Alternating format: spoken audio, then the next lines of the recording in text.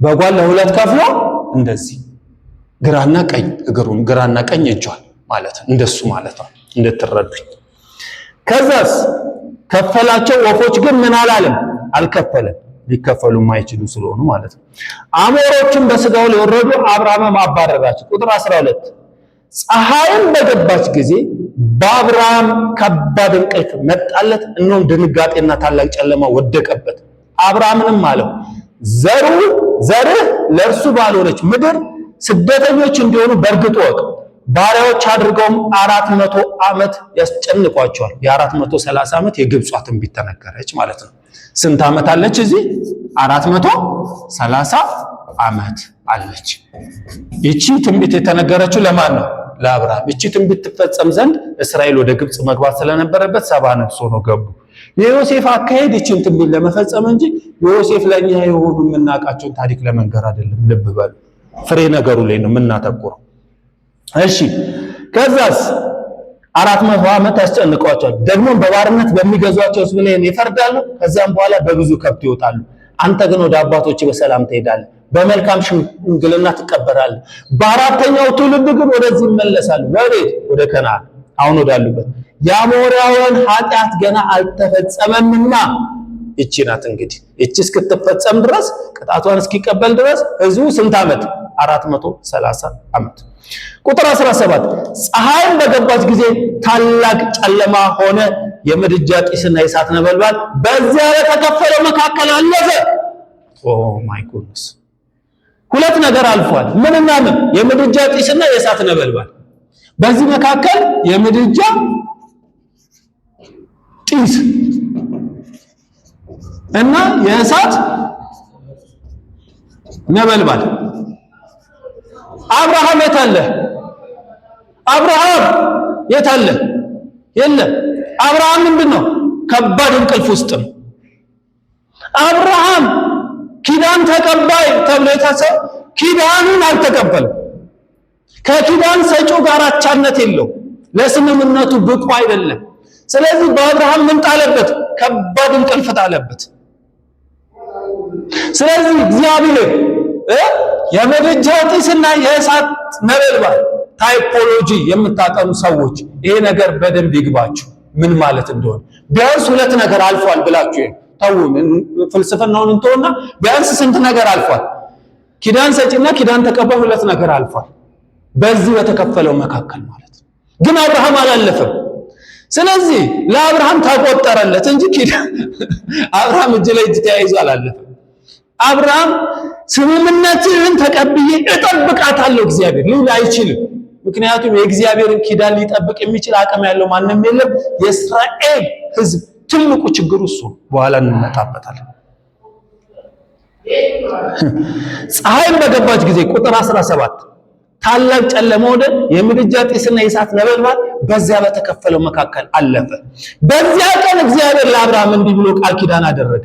ማን ነው ቃል ኪዳን ያደረገለት? እግዚአብሔር ኪዳን ሰጪው። ሃሌሉያ!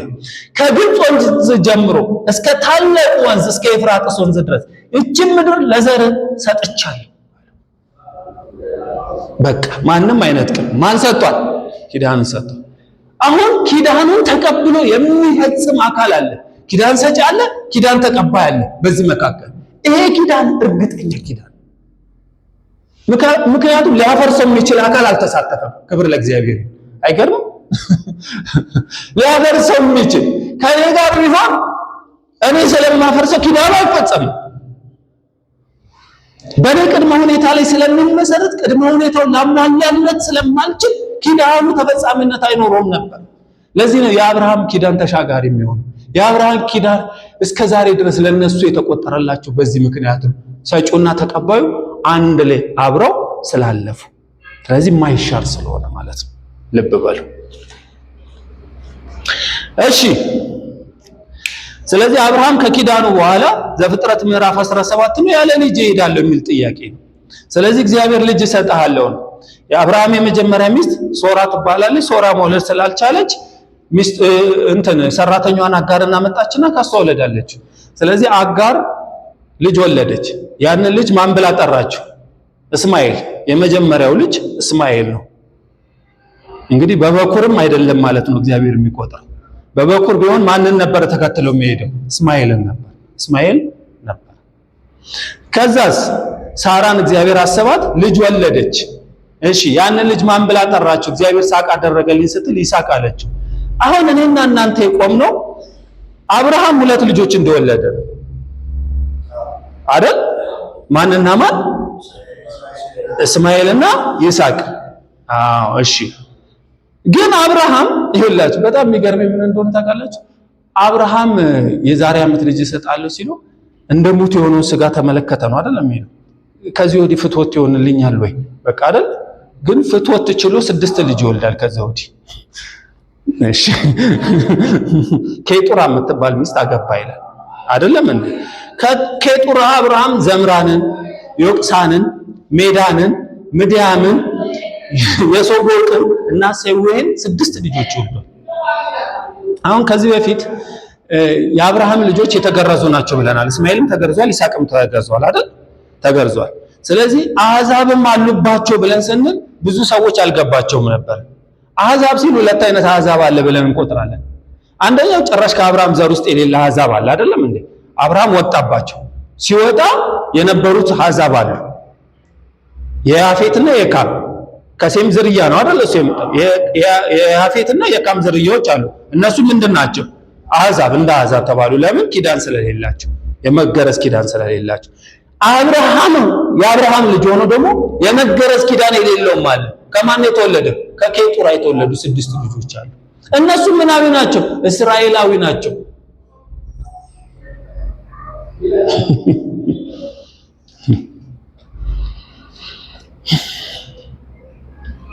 ስለዚህ አብርሃም ከ3 ሚስት 8 ልጅ ነበሩ። 2 የተገረዙ 6 ያልተገረዙ። ስለዚህ በእስራኤል ዘርያ ውስጥ ያልተገረዘው ይበዛል ማለት ነው። እሺ ስለዚህ የአይሁድ ማህበረሰብ ያልተገረዙትን ምን ብለው ይጠራቸዋል? እንደ አሕዛብ ብለው ይጠራቸዋል። እስራኤላዊ ሆኖ እንደ አሕዛብ የሆነ ህዝብ አለ፣ አሕዛብ የሆነ ደግሞ ራሱን የቻለ ህዝብ አለ። ስለዚህ በኋላ ስንመጣ አሕዛብ ብሎ ሲለይ መጽሐፉ ጠቅላላ እንዳትወስዱብኝ፣ ከአብርሃም ዘር ሆኖ ግን ምን ያልሆነ ያልተገረዘ አለ። እሱ ምን ይባላል? እንደ አሕዛብ ሄለናውያን ብለው እነሱ ይጠሯቸዋል ማለት ነው። እሺ ስለዚህ እንግዲህ ታሪኩ የክርስቶስን የደም መስመር መከተል ስለሆነ በይስሐቅ ዘር ስለሆነ ኪዳኑ የሚጸናው ለዘርህ ብሎ ሲናገር ጳውሎስ ታዩታላችሁ አይደል? ገላትያ 3:16 ላይ ለዘሮች አይልም አለ። ለአንድ ግን እንደሚነገር ለማን ብሎ ይጣራል አለ? ለዘርህ 3:16 እንደዚህ ይላል። ለአብርሃምና ለዘሩም የተስፋው ቃል ተነገረ። ስለ ብዙዎች እንደሚነገር ለዘሮቹም አይልም። ስለ አንድ እንደሚነገር ግን ለዘርህ ይላል፣ እርሱም ክርስቶስ ነው። ክብር ለእግዚአብሔር ይሁን። እሱ ማንን ነው የሚፈልገው? አሁንም መጽሐፉ ክርስቶስ። ስለዚህ ኪዳኑ ለዘሮች አይደለም። ለማን ነው? ለአንድ እንደሚነገር ለዘርህ ይላል። ኦኬ ዘርህ ይስሐቅ ያዕቆብ እያልክ ደግሞ እንዳትሄድ፣ ዘሩ ማን ነው ይለናል? ክርስቶስ። ያንን ሁሉ ተሻግሮ ማን ጋር ይመጣል? ክርስቶስ። ዘር ብሎ የሚጠራው ክርስቶስን ነው ማለት። እሱ የፈለገው የክርስቶስ ኢየሱስን የመምጫ መስመር ነው። ከኃጢአት የሚታደገው ሞትን በሞቱ የሚያሸንፈው አንድ አካል ነው መጽሐፉ እየፈለገ ያለው። ልብ በሉ። ስለዚህ ይሄን አካል ለማምጣት ከዘሩ የሚሆነውን ለማምጣት መስመሮችን እየተከተለ መምጣቱ ልብ ልንል ያስፈልጋል። ስለዚህ ዘፍጥረት ምዕራፍ 25 ርብቃን ያመጣና ኤሳውና ያዕቆብን ያመጣል። ከዛ ያዕቆብን ይወስድና 12ቱ ልጆች ያመጣል። ያው ዲና ብያቸዋለሁ ቅድም 13ኛ ልጅ ሴት ስለሆነች አትቆጠልም። 12ቱ የነገድ አባቶች ከስንት ሚስቶች? ከ4 ሚስቶች። ራሔል ባላ፣ ሊያ ዘለፋ። ዘፍጥረት ምዕራፍ 30 አንብቡት የምትከታተሉ ሰዎች ማለት ነው። ከሊያ 4ኛ ልጅ ይሁዳ የሆነው ዘር ይዞ ሄደ ማለት ነው። የማንን ዘር? የይሁዳ ዘር። ቅድም ያዕቆብ የወሰደልን የይሁዳን ዘር ያዕቆብ በትክክል አስቀምጦልን። እሺ ከዛስ ያዕቆብ ወንድሙ ኤሳውን እንዳይገለው ፈርቶ ሚስቶቹንም ልጆቹንም ካሳለፈ በኋላ በያቦቅ ወንዝ መቅረቱን ለብቻው ዘፍጥረት 32 ይነግረናል። ከዛ አንድ ሰው እስከ ንጋት ታገለው ይልና ከእንግዲህ ወዲህ ስም እስራኤል ይባላል እንጂ ያዕቆብ አይባልም፣ ከእግዚአብሔርም ከሰውም ጋር ታግለህ ምን ብለሃልና አሸንፈሃልና ተብሎ ስሙ ተለወጠ። ማን ተባለ? እስራኤል ተባለ። እስራኤል እስራኤል። አሁን ይሄንን ትምህርት የምትከታተሉ ሰዎች የሴም ዝርያ ነው መጽሐፉ ይዘ እነዚህም በዓለም ላይ መኖራቸው እነዚህ መስፋታቸውንና መብዛታቸውን ልብ ልትሉ ያስፈልጋል።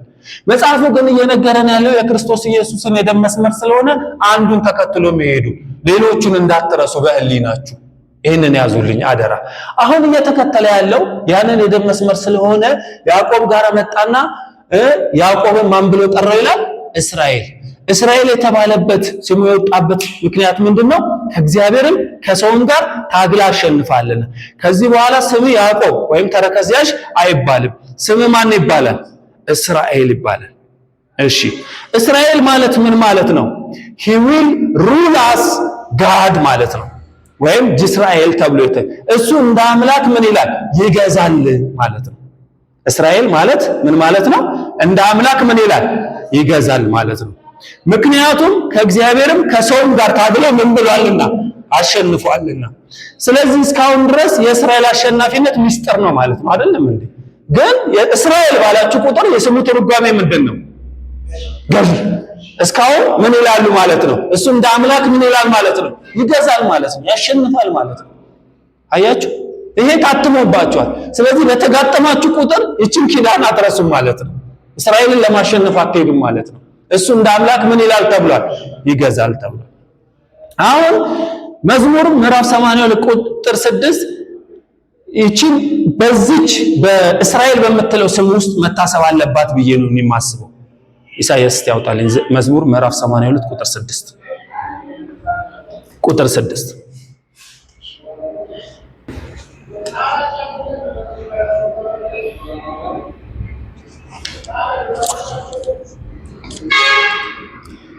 እኔ ግን አማልክት ናችሁ፣ ሁላችሁም የልዑል ልጆች ናችሁ አልኩ አይደል? እኔ ግን አማልክት ናችሁ፣ ሁላችሁም የልዑል ልጆች ናችሁ።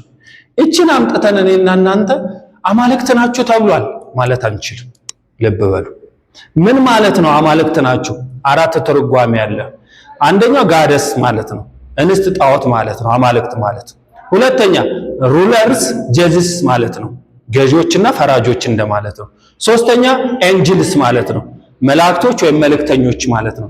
አራተኛ ዲቫይን ዋንስ ከመለኮት እንደ አንዱ ማለት ነው። አሁን እየተናገረ ያለው ሁለተኛው ነው። ሩለርስ ኤንድ ጀጅስ ናችሁ እያለ ነው። ለማን? ለእስራኤል። እናንተ ምንድን ናችሁ? አማልክት ናችሁ ሲል ቅድም ያልናትን እሱ እንደ አምላክ ምን ይላል? ይገዛል። እንደ አምላክ የሚገዛ ስለሆነ እንደ አምላክ የሚመራ እንደ አምላክ የሚያስተዳድር ስለሆነ እናንተ አማልክት ናችሁ አልኩ ተብሎ ተሰጠ። ስለዚህ ከአራቱ ትርጉሞች ሁለተኛው ሩለርስ ኤንድ ጀጅስ የሚለው ገዢዎችና ፈራጆች የሚለውን ይይዛል ማለት ነው። ስለዚህ አማልክት ናችሁ አልኩ ተብሎ አንድ ኢትዮጵያዊ ቢናገር አያምርበትም። እቺን ያዙልኝ እንለፍ።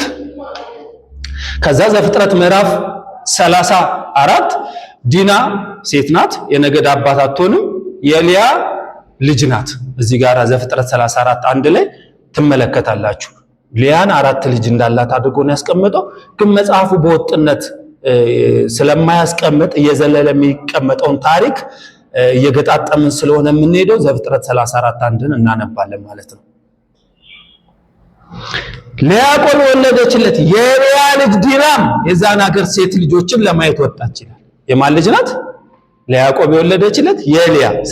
ስለዚህ ስንተኛ ልጇ ናት? 5ኛ።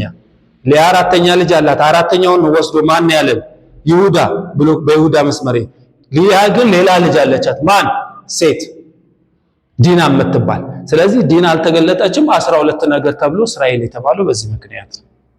እሺ እንቀጥል። ዘፍጥረት 37 የዮሴፍ ወደ ግብጽ መሸጥ የ430 ዓመት የግብጽ ቆይታ ጅማሬን ነው የምታዩበት ማለት ነው። ስለዚህ እዚህ ላይ ስንት ሰው ገባ? ዮሴፍ በመግባቱ የተነሳ ከ70 እስከ 75 ነፍስ ብለን መውሰድ ያዋጣል ብዬ አስባለሁ። ለምንድን ነው? አንዳንድ ቦታ ላይ ዘፍጥረት 46 27 ዘጸአት ምዕራፍ 1 ቁጥር 5 ሐዋርያት ሥራ ምዕራፍ 7 ቁጥር 14 እነዚህን ስንይ አንዳንዱ 70 ይላል አንዳንዱ 75 ስለሚል እኛ ከ70 እስከ 75 ነፍስ ገባ ብንል ያዋጣናል ማለት ነው። ጎበዝ ልጆች አይደለም? ጥቅሱ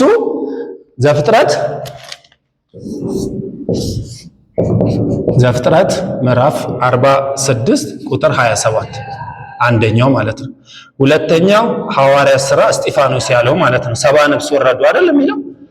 ከዛም በኋላ ዘጸአት ምዕራፍ 1 ቁጥር 5 እነዚህ ከ70 እስከ 75 ነፍስ ከ70 እስከ ስንት እስከ 75 ነፍስ ወዴት ወረዱ? ወደ ግብጽ የገቡት ብላችሁ አስቡ። ከ70 እስከ 75 ግምቱን እንወስዳለን ማለት ነው። እንግዲህ ከ70 እስከ 75 ነፍስ ገቡና ሲወጡ ግን ግምቱ ወደ 3 ሚሊዮን የሚጠጉ ሆነው ወጡ። ግምቱ ነው ያልኩት፣ ምክንያቱም በቁጥር ይሄ ተብሎ ስላልተጠቀሰ ግምት ነው አብዛኛውን የመጽሐፍ ቅዱስ አዋቂዎች የሚያስቀምጡት። ዘፍጥረት 46:3ን ተመልክተን እንምጣ። ዘፍጥረት 46:3 እንደዚህ ይላል፣ የአባቶች አምላክ እግዚአብሔር እኔ ነኝ፣ ወደ ግብጽ መውረድ አትፍራ፣ በዚያ ትልቅ ሕዝብ አደርግሃለሁና። ምን ሕዝብ አደርግሃለሁ አለው? ትልቅ ሕዝብ አደርግሃለሁ አለ። ስለዚህ ሲገቡ ከ70 እስከ 75 ነፍስ ሆነው የገቡት ዘፍጥረት 46:3 ላይ ምን አይነት ሕዝብ አደርግሃለሁ አለው? ትልቅ ሕዝብ አደርግሃለሁ አለው። ስለዚህ ትልቅ ሕዝብ የሚለው ነው በግምት መስራት ያለብን ማለት ነው። ከዛስ መጽሐፉ ዘጸአት ይመጣል፣ የሙሴን ታሪክ ይጀምራል። የሙሴን ታሪክ ይጀምርና ከ3 ወር በኋላ ሲና ሲደርሱ ያሳየናል። ሲና ሲደርሱ ዘጸአት ምዕራፍ 12 ላይ መውጣት የሚባለው ታሪክ ይጀምራል። ከየት ነው የሚወጡት? ከግብጽ ይወጣሉ። ስለዚህ እግዚአብሔርን ጥሪ ሙሴ ተቀብሎ ህዝቡን ይዞ ከግብጽ ሲወጣ ዘጸአት ምዕራፍ 12 ያሳየናል ማለት ነው። እንግዲህ በጉ 10ኛው ቀን እንደተመረጠ 14ኛው ቀን እንደታረደ ያሳየናል። ከዚህ በፊት ስለ በጉ ታሪክ ብዙ ስላወራን አሁን እዚህ ላይ አንቁ፣ የክርስቶስ ኢየሱስን የመምጫ መስመር እየተከተልን ስለሆነ ማለት ነው። 3 ወር ሆናቸው። የት ደረሱ? ሲና ተራራ ላይ ዘጸአት 19:1 እናያለን። ዘጸአት ምዕራፍ 19 ቁጥር 1 በ3ኛው ወር የእስራኤል ልጆች በመጀመሪያው ወር ነው ተነሱ የተባሉት አይደል? በመጀመሪያው ቀን እዛው 14ኛው ቀን ወጡ። ፋሲካ የታረደው 14ኛው ቀን። ስለዚህ በአቢብ ወር እስካሁን ድረስ በ14ኛው ቀን ለነሱ ምንድነው? ፋሲካ ነው ማለት ነው። በ3ኛው ወር ከግብጽ ወጡ። በ3ኛው ወር ማለት ነው ወር የእስራኤል ልጆች ከግብጽ ምድር ከወጡ በኋላ በዚያን ቀን ወደ ሲና ምድረ በዳ መጡ። ስንት ወር ሆናቸው ማለት ነው? ሲና ተራራ ጋር ሲደርሱ 3 ወር። ከግብጽ ከወጣ 3 ወር ለሆነውስ የመጀመሪያው ኪዳን መጣ። የመጀመሪያው ኪዳን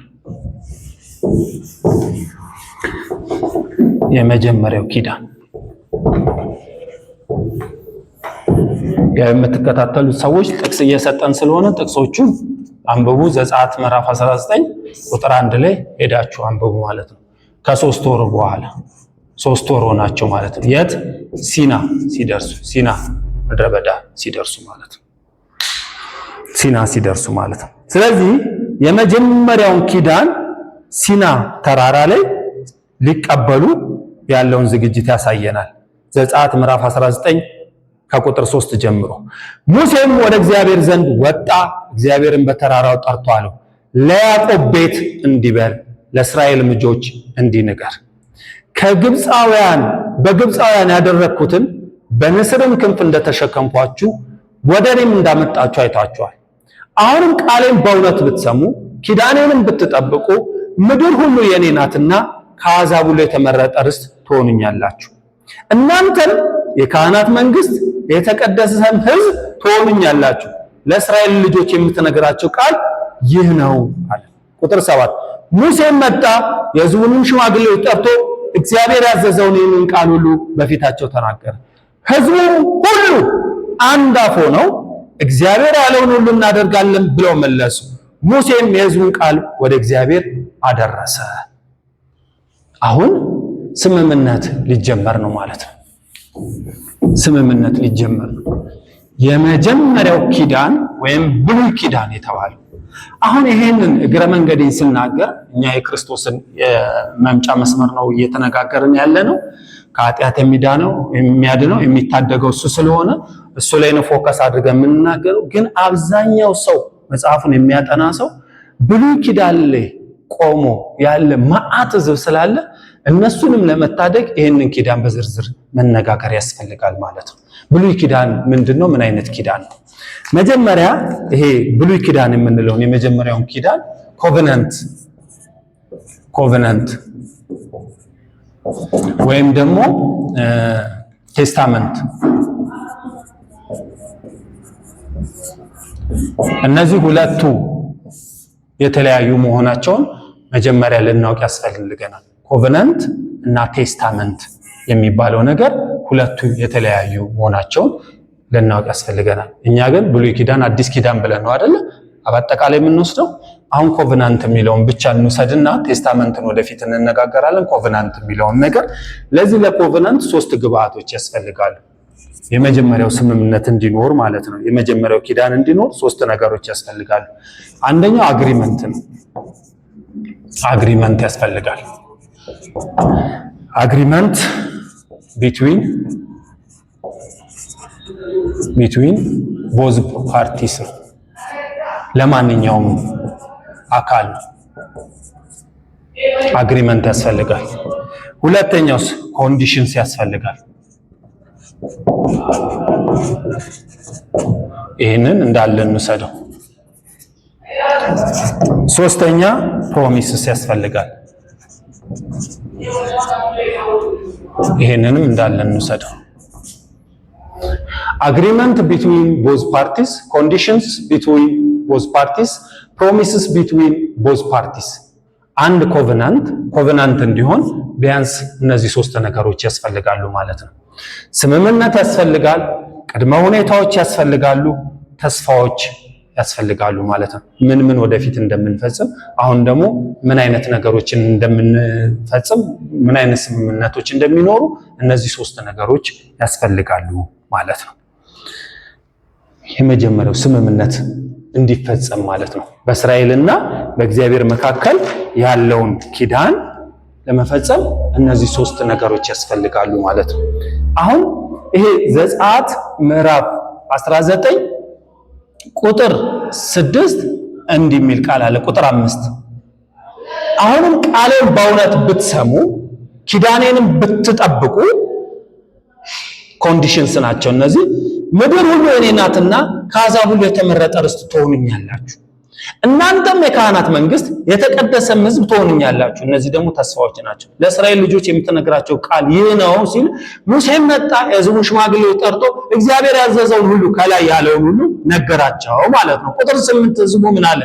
ሕዝቡም ሁሉ አንድ አፍ ሆነው እግዚአብሔር ያለውን ሁሉ እናደርጋለን ብሎ መለሱ። አግሪመንት ተፈጸመ። እግዚአብሔር ይህንን አደርጋለሁ አለ። እነሱ ደግሞ እግዚአብሔር የጠየቀንን ነገር ምን እንላለን? እናሳካለን አሉ። ስለዚህ ስምምነት መጣ።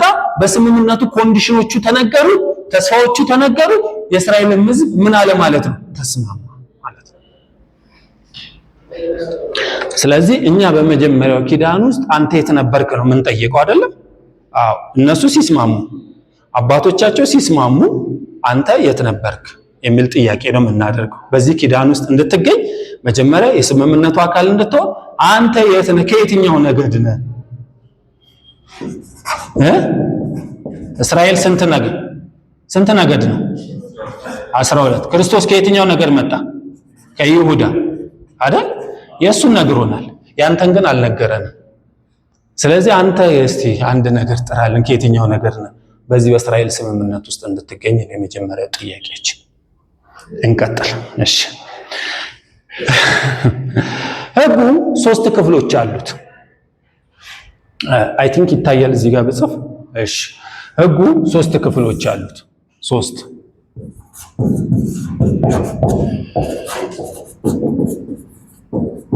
ሕጉ 3 ክፍሎች አሉት። እነዚህም ያው በተለምዶ እንደዚህ ብለው ይጠሯቸዋል። ወይም እንደዚህ ብለን መጽሐፉን ልንከፋፍለው እንችላለን። አንደኛው ከሕግ በፊት፣ ሁለተኛው ከሕግ በታች፣ ሶስተኛው ከሕግ በኋላ። ከሕግ በፊት፣ ከሕግ በታችና ከሕግ በኋላ። ከሕግ በፊት የምንለው በልብ ላይ የተጻፈውን ነው። በልብ ላይ የተጻፈውን ወይም የህሊና ሕግ የምንለው በልብ የተጻፈው። ይሄ በልብ የተጻፈው ማየት ከፈለጋችሁ ሮሜ ምዕራፍ 3 በትክክል ስለሚገልጽ እዛ ላይ ሄዳችሁ አንብቡ። ሁለቱን በትክክል ያስቀምጥልናል ሮሜ ምዕራፍ 3። ስለዚህ ሄዳችሁ አንብቡት። ሮሜ ምዕራፍ 1 በህሊና ላይ የተጻፈውን፣ ሮሜ ምዕራፍ 2 ለአይሁድ የተሰጠውን በድንጋይ ላይ የተጻፈውን ለአይሁድ የተሰጠውን፣ ከዛ ሮሜ ምዕራፍ 3 ማጠቃላይ ሁሉ ኃጢአትን ሰርተዋል በህሊና ሕግም በአይሁድም የተሰጠውን ትእዛዝ ሮሜ ምዕራፍ 3 ይመጣና ሁሉ ኃጢአትን ሰርተዋል እግዚአብሔርም ክብር ጎድሏቸዋል። ስለዚህ ከሕግ በፊት በልብ የተጻፈውን፣ ከሕግ በታች በድንጋይ ላይ የተጻፈውን ወይም ደግሞ ለእስራኤል የተሰጠውን ማለት ነው በድንጋይ የተጻፈውን፣ ከሕግ በኋላ ደግሞ በመንፈስ ቅዱስ የተነገረው ሶስት ክፍሎች ብለን የምንጠራቸው እነዚህ ነው። በኢትዮጵያ የመጽሐፍ ቅዱስ የተለምዶ አጠራር እነዚህ ነገሮች አሁንም 3 አላቸው። ለ3 ይከፈላሉ። ሕገ ልቦና፣ ሕገ ኦሪት፣ ሕገ ወንጌል። አሁን እኛ ብሉይ ኪዳን የምንለው የትኛውን ነው? ሕገ ኦሪት ወይም ደግሞ እዚህ ጋር ስንመጣ ከሕግ በታች በድንጋይ የተጻፈውን ነው የምናወራው። ከሕግ በፊት የነበረውን ከሕግ በኋላ የነበረውንም አይደለም እየተነጋገረን ያለ ነው፣ ሁለተኛውን ነው እየተነጋገረን ያለ ነው ማለት ነው፣ ሕገ ኦሪትን ማለት ነው። እሺ ሕጉ 3 ትርጓሜዎች አሉት። ይሄንን ካያችሁ ላጥፈውና ሕጉ 3 ትርጓሜዎች አሉት።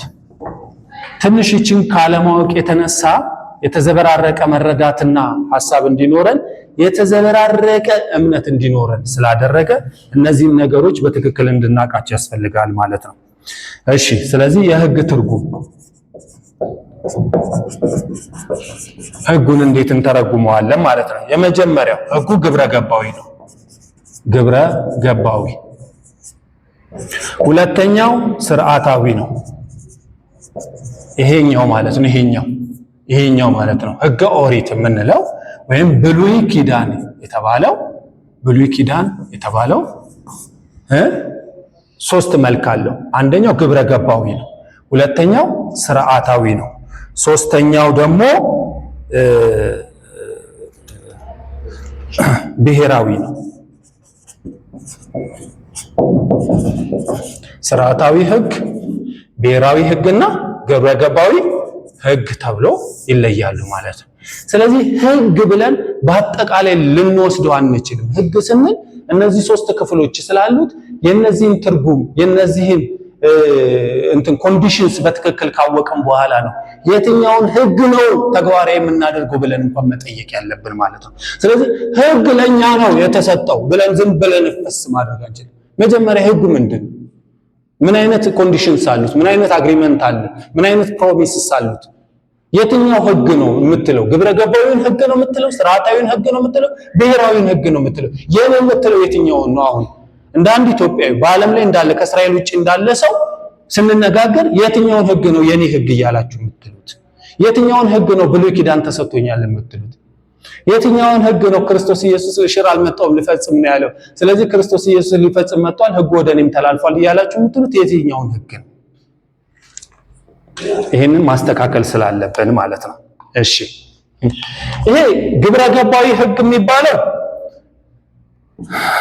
የመጀመሪያው ማለት ሰው ከእግዚአብሔር ጋር፣ ሰው ከሰው ጋር፣ ሰው ከእግዚአብሔር ጋር እና ሰው ከማን ጋር?